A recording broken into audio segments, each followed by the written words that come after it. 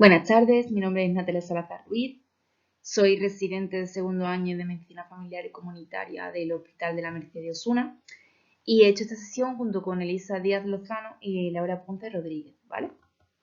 La sesión se titula Manejo de la trombosis venosa profunda y el TEP en el servicio de urgencias y vamos a comenzar. Vale, aquí lo primero que tengo es el índice, ¿vale? Voy a detallaros concretamente los objetivos en la siguiente diapositiva. Los objetivos de la sesión son los siguientes: identificar los signos y síntomas más característicos de la trombosis venosa superficial y profunda, ver un poco las definiciones de las tres patologías, hacer el diagnóstico de estas patologías en el servicio de urgencias, ver las escalas que nos van a apoyar el diagnóstico, tratamiento y conocer los criterios de ingreso de los pacientes. Primero, las definiciones generales. Tenemos trombosis venosa profunda, trombosis venosa superficial y tromboembolismo pulmonar o TEP. ¿Qué es una trombosis? Pues es una formación de un trombo. ¿Qué nos va a diferenciar la trombosis venosa profunda de la trombosis venosa superficial? Pues el lugar donde se forma el trombo. La trombosis venosa superficial se va a formar en el sistema venoso superficial, y aquí os detallo cuál es el sistema venoso superficial, y en el caso de la trombosis venosa profunda, pues se va a formar en el sistema venoso profundo. El tromboembolismo pulmonar pues tiene una definición propia, que es la oclusión de una o más arterias pulmonares, de ahí los tromboembolismos segmentarios o no, o masivos, procedentes de un émbolo que se suelta de un trombo procedente del sistema venoso profundo, más frecuentemente de miembros inferiores. Vale, entonces, ¿en qué tengo que fijarme yo en un paciente para sospechar que pueda tener estas patologías? Pues en que tenga antecedentes de infarto, de insuficiencia cardíaca, de accidente cerebrovascular, todo estado protrombótico del cuerpo, insuficiencia venosa crónica y cualquier estado de hipercoagulabilidad, como pueden ser tratamientos hormonales, ya sean anticonceptivos, o estados protrombóticos como el parto y el puerperio. Los antecedentes personales de que haya tenido una trombosis venosa profunda o un TEP, neoplasias e inmovilizaciones prolongadas. Todo paciente que acude al servicio de urgencias viene con una clínica, ¿no? Una serie de signos y una serie de síntomas. ¿Cuáles son en este caso? Pues vamos a empezar de izquierda a derecha, ¿vale? En el caso de la trombosis venosa superficial, ¿qué nos va a contar el paciente? Nos va a contar que tiene dolor. ¿Dónde tiene dolor? En el recorrido de la vena que se ha trombosado. ¿Qué voy a ver yo cuando explore a este paciente? Voy a palpar un cordón indurado. Voy a ver que la zona está roja, que está caliente y que tiene dolor a la palpación, ¿vale?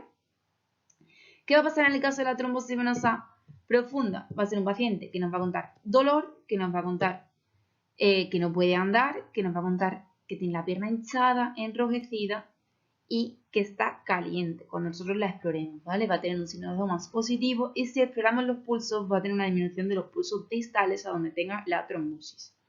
En el caso del tromboembolismo pulmonar, un paciente nos va a contar varios síntomas que ya conocemos y otros que quizás son menos típicos para la mayoría, ¿vale? Nos va a contar una disnea brusca, un paciente que no tiene disnea y que le aparece de repente una disnea.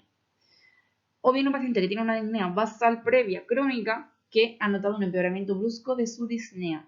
Nos va a contar dolor torácico o otro síntoma posible puede ser que haya tenido un síncope, ¿vale? Un paciente que ha tenido un síncope que tiene factores de riesgo y una clínica sugestiva para un tromboembolismo pulmonar. Otras cosas en las que nos tenemos que fijar: signos. Un paciente hipotenso y taquicárdico. La hipotensión y la taquicardia son sugestivas de TEP.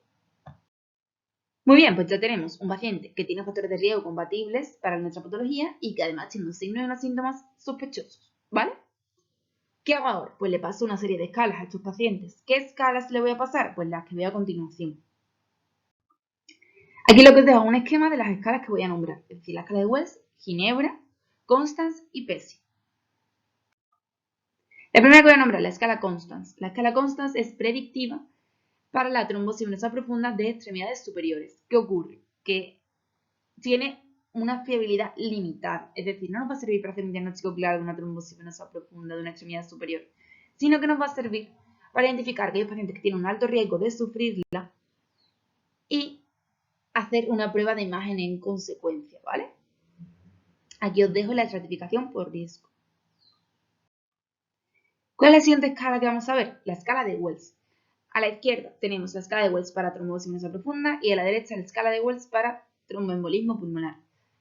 La de la izquierda, pues tenemos la puntuación en función de ítems que incluye la escala y la estratificación por probabilidad, ¿vale? Que luego vamos a ver que eso nos va a servir para pedir una serie de pruebas o para poner un tratamiento. Y a la derecha tenéis la escala de Wells, que se tapa un poquito con mi vídeo, la escala de Wells para tromboembolismo pulmonar, ¿vale? Donde lo que vemos pues es lo mismo, la estratificación de riesgo en baja, moderada o alta probabilidad de tener un tromboembolismo pulmonar. Continuamos.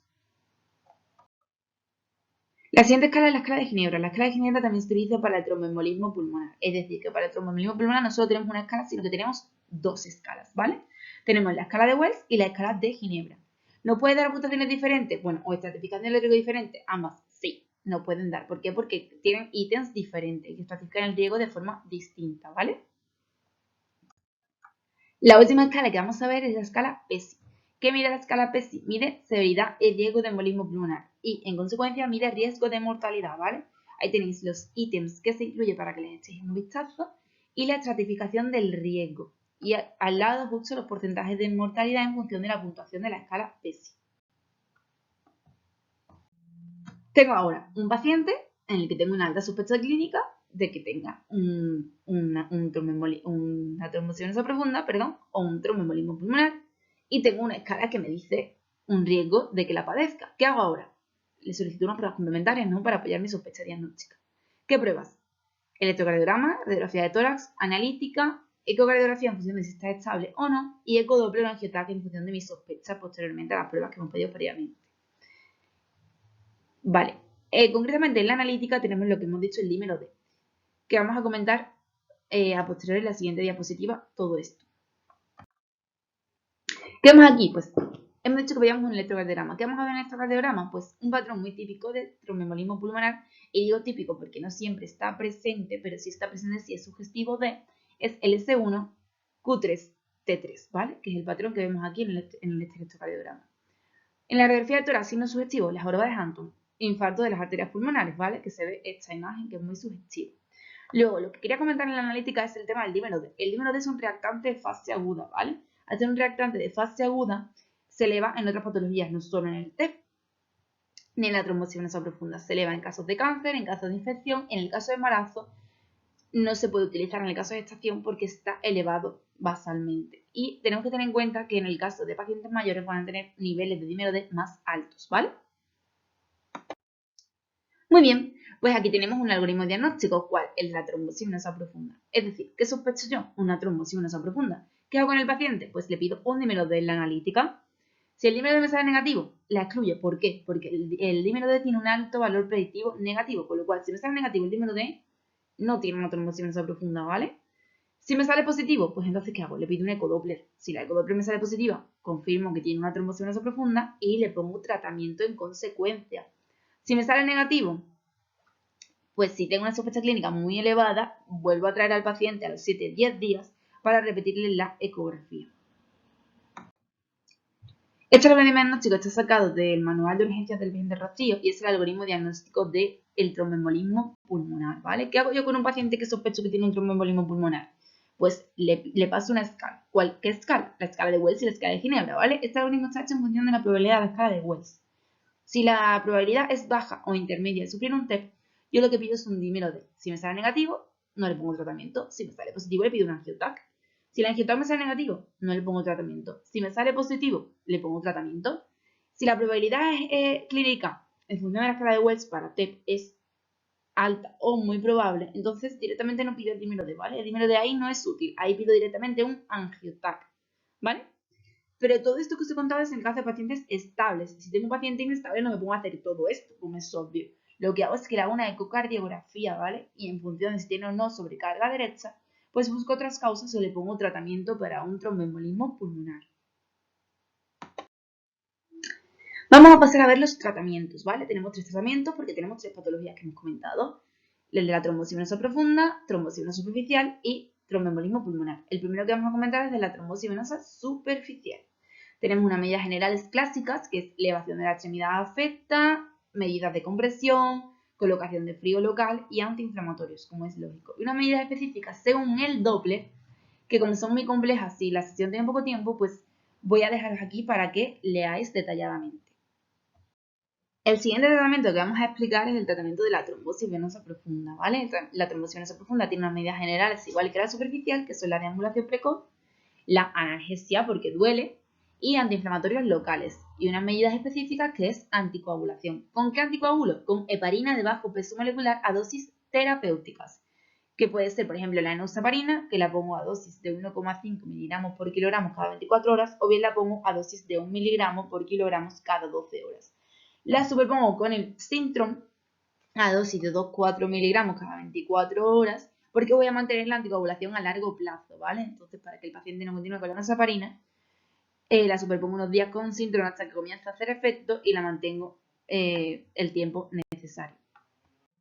Por último, vamos a ver el tratamiento del TEP, ¿vale? El tratamiento del TEP va a ser en función de la estabilidad del paciente según la escala PESI, ¿vale?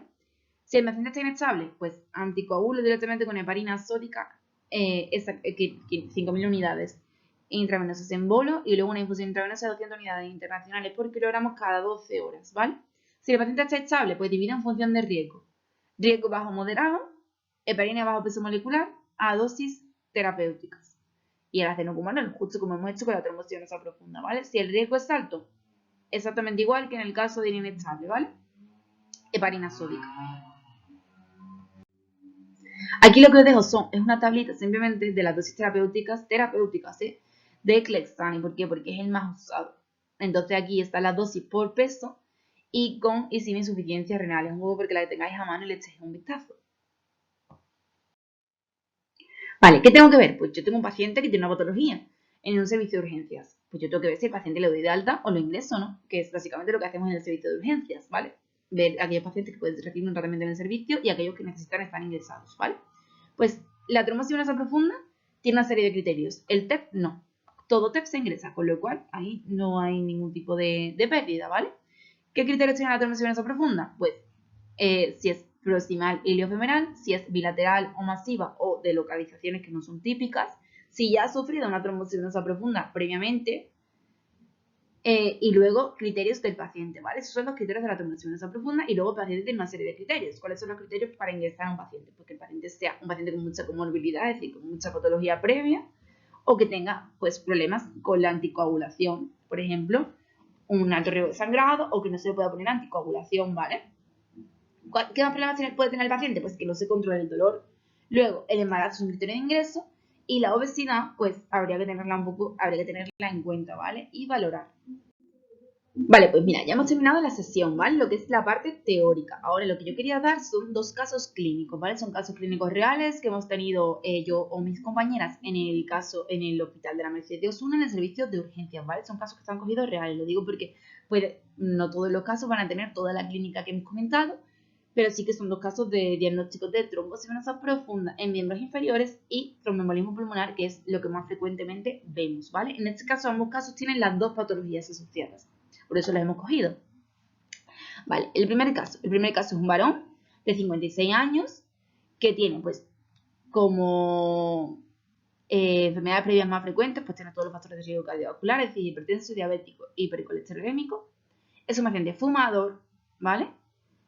Y es un paciente que a destacar tiene un adenocarcinoma de pulmón estadio 4, ¿vale? Que está en tratamiento con quimioterapia y tiene oxígeno domiciliario, lo cual nos hace pensar que este paciente ya tiene una disnea crónica de base, ¿vale? Este paciente además tiene un ingreso previo para realizar una toracocentesis que ha estado de alta hace 7 días, con lo cual, si tú ves esta historia, ¿qué ves que te pueda hacer pensar de los factores de riesgo que hemos comentado? Pues es un paciente que ya tiene un estado protrombótico porque tiene los factores de riesgo cardiovascular y además porque es fumador, y que además tiene un factor de riesgo, pues un adenocarcinoma de pulmón, es decir, un estado de una neoplasia protrombótica, y que además ha tenido un ingreso, es decir, una inmovilización previa.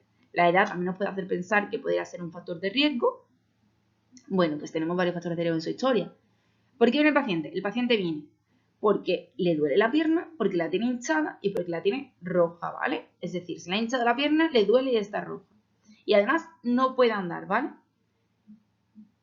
El paciente no tiene disnea, ¿vale? Muy importante. Es un paciente que no tiene disnea. ¿Qué es lo siguiente que vamos a ver? Bueno, pues vamos a explorar al paciente. Un paciente que, de aspecto general, pues un paciente que está euneico. Bueno, con sus gafas nasales, porque como hemos dicho, tiene la gafa nasal a 2 litros porque tiene oxígeno domiciliario, pero está saturando perfectamente, como vemos en la constante al 96%. Un paciente que es un tórax que no impresiona de que el paciente esté disneico y que a simple vista pues está bien, ¿vale? Hacemos la auscultación y vemos que los tonos del corazón son rítmicos, ¿vale? ¿Qué vemos en la exploración, en la auscultación pulmonar? Pues que el paciente presenta roncus y crepitantes en el campo medio del pulmón izquierdo y algunos sibilantes dispersos que son más predominantes en el pulmón derecho, ¿vale? En las constantes, hipotensión, 83-53, un paciente joven de 56 años. Frecuencia cardíaca, 110 latidos por minuto, es decir, está taquicárdico, está hipotenso y es un paciente que tiene factores de riesgo previos, en la que la auscultación pulmonar además veo roncos y crepitantes en el campo medio del pulmón izquierdo, ¿vale? ¿Qué veo en el miembro inferior? Que es de lo que, por lo que él venía, ¿no? Porque él viene por dolor en el miembro inferior. Veo que tiene efectivamente un aumento de tamaño del miembro inferior izquierdo desde la zona de la ingle hasta la zona distal del pie, es decir, toda la pierna. Veo que tiene el miembro edematizado con eritema y que cuando miro los pulsos tiene una disminución de los pulsos del popliteo y del tibial posterior del miembro inferior izquierdo con respecto al miembro inferior derecho, que están normales. ¿Qué hago? Efectivamente, ¿qué hacemos con este paciente? Bueno, pues le pido todas las pruebas complementarias que hemos visto previamente, analítica de sangre, electrocardiograma, una gasometría venosa, una radiografía de tórax y le paso las dos escalas, ¿vale? Le paso la escala de Wells y me sale una probabilidad de 9,5 puntos para TEP. Le paso la escala de Ginebra y me sale una probabilidad de 14 puntos para TEP. En ambos casos tiene una probabilidad alta de trombosis venosa profunda y TEP, ¿vale? Pruebas complementarias. ¿Qué le he pedido al paciente? Pues le he pedido un dímero D, a pesar de que no está indicado pedir un dímero D en probabilidad alta, ¿vale? Tengo un dímero D de 23.961, muy sugestivo de TEP. Electrocardiograma, ¿tengo un patrón S1Q3T3? Pues no tengo. Lo único que tengo de este paciente en el electrocardiograma es lo que ya sabíamos, que está taquicárdico.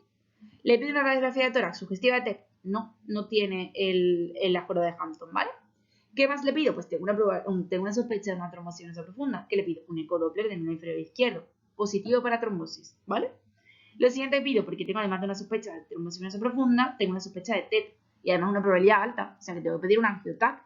¿Qué le pido al paciente? Pues un angiotac de tórax, ¿vale? ¿Qué me dice el angiotac? Pues lo que ya imaginábamos, ¿vale? Que tiene un TEP agudo, ¿vale? Un TEP agudo de varias ramas, que es lo que pone aquí, y además me dicen pues, que han progresado sus lesiones pulmonares del adenocarcinoma. Bueno, este es un poco el caso que comentábamos, ¿vale? Este es el primer caso, es decir, un caso en el que he diagnosticado a un paciente joven con unos factores de riesgo de una trombosis venosa profunda y de un TEP. Segundo caso clínico, también real, como ya he dicho, muy diferente al previo, ¿vale? Ambos pacientes jóvenes, eso sí. Un paciente de 38 años, la edad no sería un factor de riesgo en este caso. Factores de riesgo cardiovascular, pues lo único que tengo de este paciente es que es obeso, ¿vale? Hábitos tóxicos, fumador, eso sí, pero en la historia clínica, pues a simple vista lo único que tengo es que es fumador y obeso, no tengo nada más. ¿Por qué viene el paciente? El paciente, en este caso, yo lo vi en mi centro de salud, ¿vale?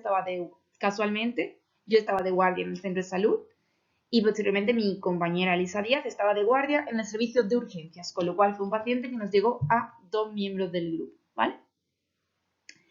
Es un paciente que viene a su centro de salud, viene al centro de salud cuando yo lo veo y viene pues por el mismo motivo de consulta por el que se le debía al hospital de la Merced. Viene porque tiene tumefacción, eritema, dolor y empastamiento del miembro inferior izquierdo, ¿vale? Lleva unos 10 días con aumento del diámetro del miembro inferior izquierdo y con dolor, ¿vale? Ha recibido tratamiento por un fisioterapeuta porque ha sido diagnosticado de un dolor muscular, con el cual sí que cuenta que ha experimentado leve mejoría, pero que no ha mejorado en exceso, ¿vale? En las últimas 24 horas el paciente sufre un empeoramiento muy marcado, asocia un episodio sincopal de segundos de recuperación, de segundos de duración que se recupera completamente sin síntomas de alarma, es decir, sin pródromos ni relajación de esfínteres, ¿vale? Reinterrogamos al paciente y nos cuenta una pérdida de peso que no sabe cuantificar, una poliuria y una polidipsia y apneas en domicilio que, bueno, que es de largo tiempo de evolución, pero que tampoco se ha estudiado, ¿vale? Es un paciente que a simple vista, pues, bueno, pues la historia sí que no tiene consulta, sí que tiene bastante clínica sugestiva, pero no tiene factores de riesgo en la historia. Vale, lo exploramos. A simple vista, el paciente está bien, tiene un buen estado general, está nutrido, hidratado, está euneico, ¿vale? No tiene disnea. Constantes, tiene una tensión normal, una frecuencia cardíaca normal, una saturación de oxígeno normal al 98% sin aporte, ¿vale? Una expulsación cardiopulmonar normal. Miembros inferiores, pues esto ya sí que nos llama un poquito más la atención, porque el miembro inferior izquierdo lo tiene aumentado de tamaño, con edema, eritema y calor, y está empastado, y además los pulsos distales los tiene disminuidos. ¿Qué hago ahora? Pues lo que hemos hecho previamente. Le paso escala de Wells y Ginebra. Le paso escala de Wells para trombosis venosa profunda, tiene 3 puntos, riesgo alto de trombosis venosa profunda. Le paso la escala de Wells para TEP, que tiene 3 puntos, riesgo moderado para TEP. Y le paso la escala de Ginebra, 10 puntos, riesgo intermedio para TEP. Como veis aquí, la probabilidad entre una y otra escala varían. ¿Qué le pido al paciente? Un electrocardiograma, ¿vale? Este paciente, lo más normal es que no nos encontremos en el electrocardiograma un ritmo sinusal, como hemos comentado antes. Este paciente concretamente sí que tiene un patrón S1Q3T3, ¿vale? Sin nada más en el electro. Un patrón muy sugestivo, como hemos dicho, de T. Lo siguiente que hago, pido un ecodoppler del miembro inferior izquierdo. Se ve que sí que tenemos una trombosis, ¿vale? ¿Qué es lo siguiente que hago? Pues tengo una probabilidad moderada de T. Le pido un angiotam, ¿vale? Le he pedido previamente un analítico de sangre, donde tengo unos dímeros D de 6.471, ¿vale? Que son compatibles tanto con TVP como con TEP. Entonces, le pido posteriormente el ecodoppler, como hemos dicho, y le pido el angioTAP, que nos dice que efectivamente tiene un TEP agudo con afectación de las ramas segmentarias, ¿vale?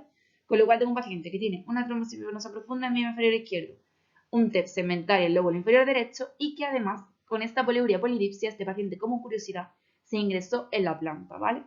Y se vio que tenía una glucemia muy alta en 519, con lo cual, además de todo eso, se descubrió un debut diabético, ¿vale? Y bueno, pues aquí os dejo la bibliografía y esto es todo. Si queréis consultar, pues aquí tenéis la bibliografía que hemos utilizado para hacer la sesión y cualquier duda o pregunta, pues me la dejáis escrita y la contestaremos yo o una de mis componentes del grupo. Muchas gracias por escucharme y espero que haya servido de ayuda. Un saludo.